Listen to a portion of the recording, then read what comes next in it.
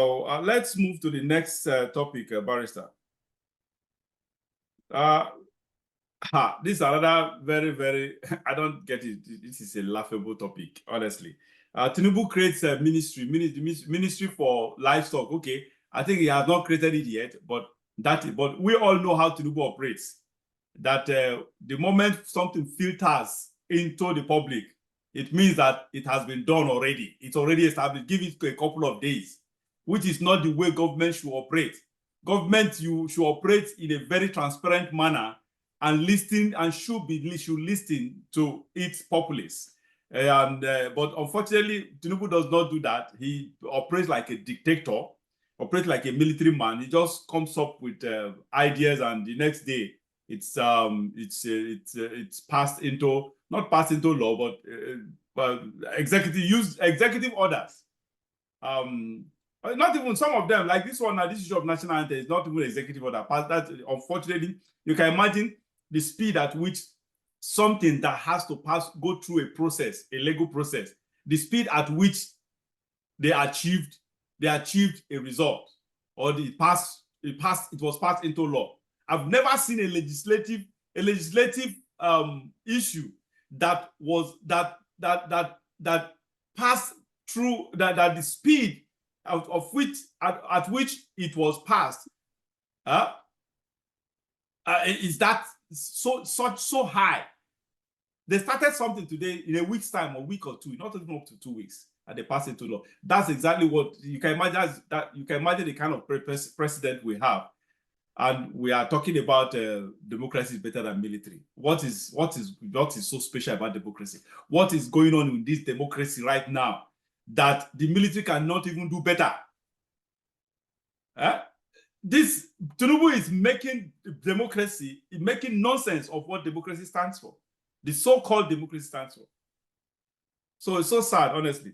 Barrister, Tinubu has created ministry, it's on the verge of creating ministry for livestock, livestock development, with the view of combating herders, farmers clash. I don't get it. What is your opinion on that? Well, sometimes I sit and I contemplate, I wonder, things that we think are very common, are easy to understand. You see a struggle by a lot of people, particularly in government. I have mentioned that for anybody to solve a problem, you must first understand the problem before you can profile solutions to it. So the government officials have announced that Tinubu will create a Ministry of Livestock. And the reason is that, according to him, it's going to solve the herders and farmers clashes. That is absolute nonsense. The very statement that this ministry is going to solve the problem, the clashes between herders and farmers, shows you that they do not understand or know what the problem is. This attempt to create this ministry is coming on the heels of the National Assembly trying to pass an anti-open grazing law, which representatives of the Mieti Allah, other cattle rearers, have strongly opposed. They are the ones who suggested that a Ministry of Livestock should be created, and Tinubu has bought into it. I don't know whether he is trying to placate them, because nobody in his right sense would believe that just a ministry like that will solve the issues that have become even existential threats to certain tribes in the country. If you want to understand the problem, I was born with cattle rearing at my backyard. When I was even 2-3 years old, we saw Fulani people bringing cattle up to our backyard. There was no problem. It was for the mutual benefit of the farmers and the rearers. because when they came during the dry season, farmers had already harvested their crops, allowed the farmland to fallow. So the cattle coming to eat the stumps and put the shit on the farms, provided manure and fertilized the land against the next cropping season. It was symbiotic.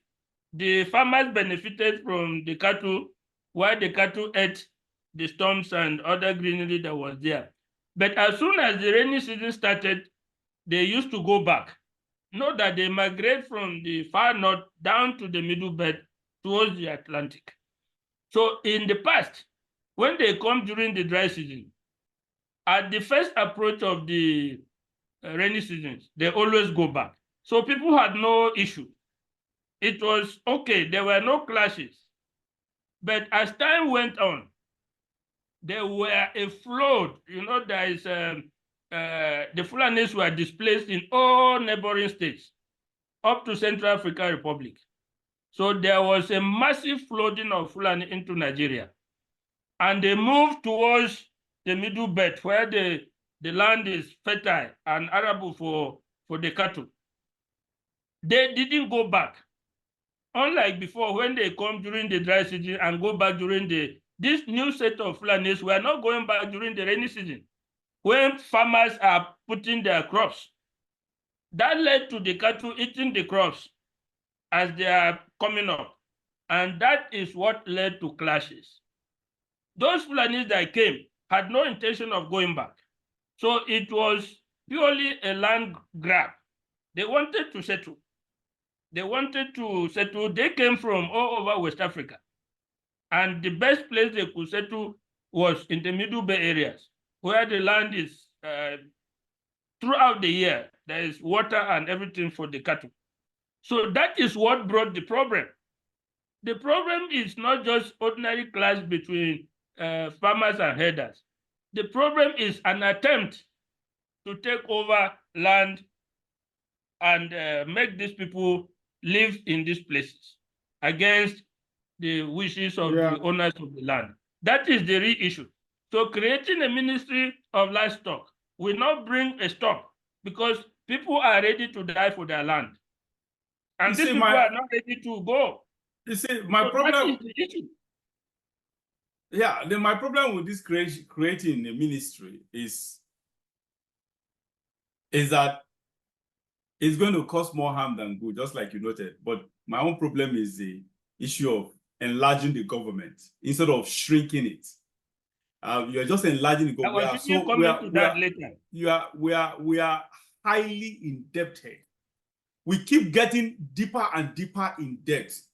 As we are speaking right now, Nigeria is still applying for more loans, dipping ourselves into debt that we may not be able to pay.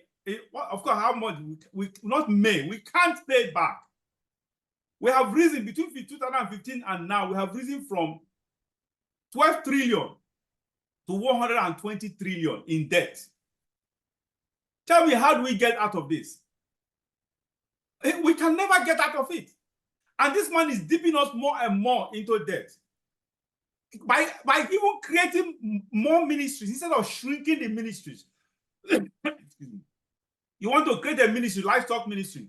You will now get a new minister, new employees, new civil servants will come all from all walks of life or whatever, different budgets. Giving them a new budget, for God's sake.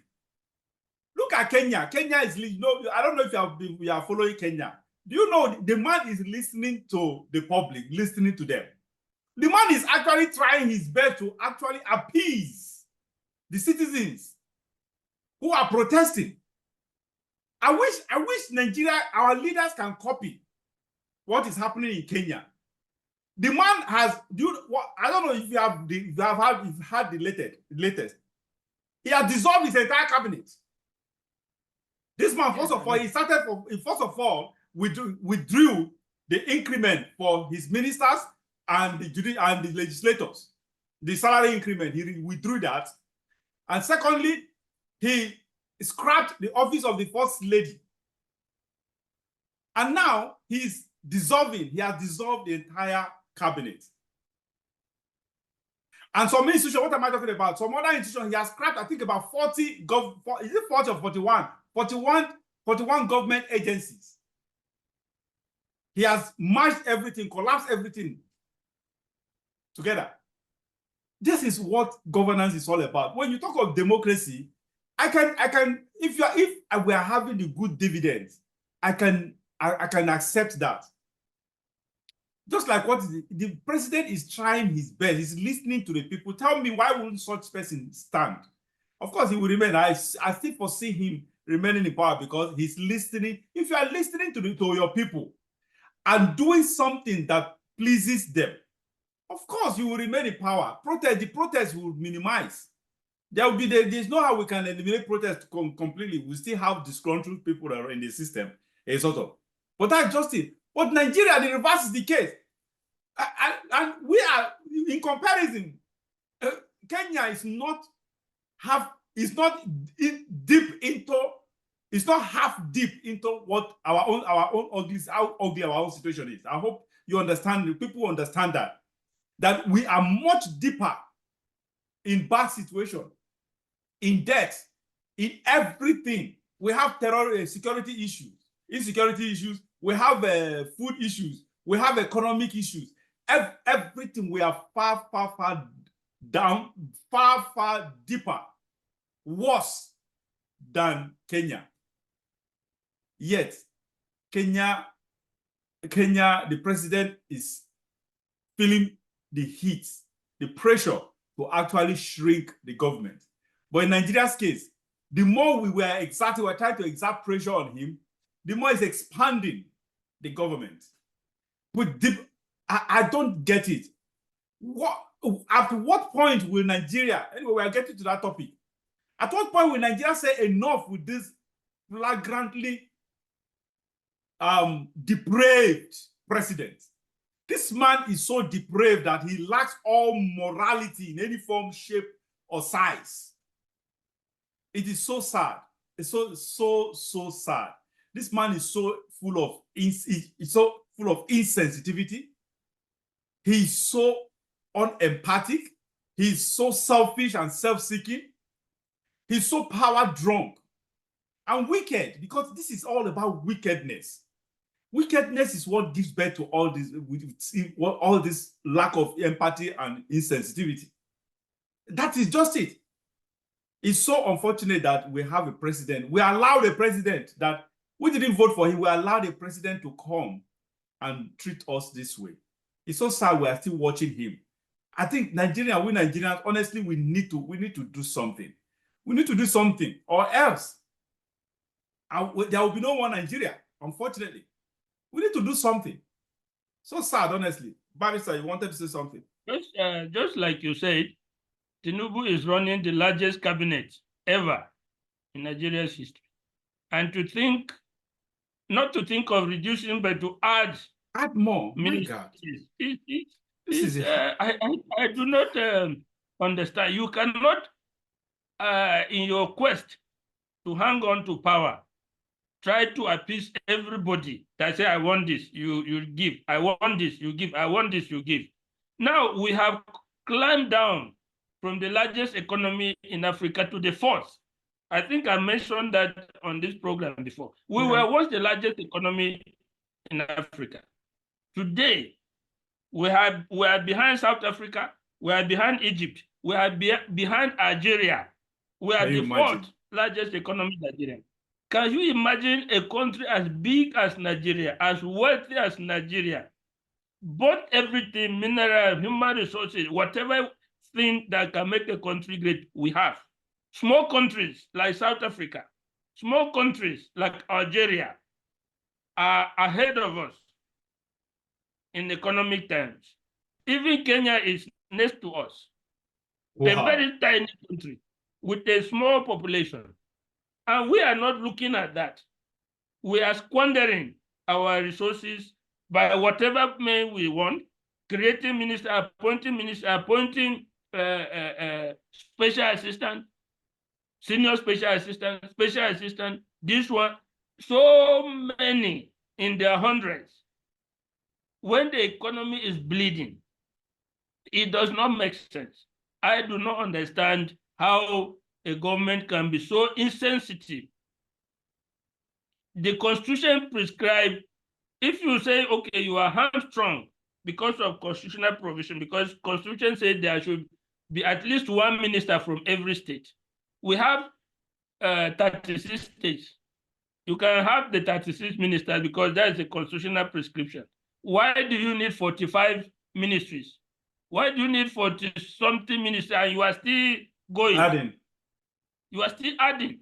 Why do you need over 100 senior special assistants?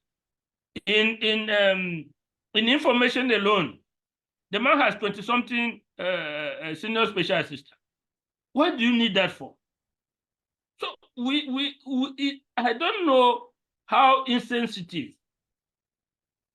our leadership has gone. And not only are we headed for bankruptcy, we are headed for destruction as a country. So to that extent, I agree with you 100% that it behoves every Nigerian to be alert and to rise up to hold our government and our leaders to account. Only that way can bring an improvement in our system of governance. That brings us to the last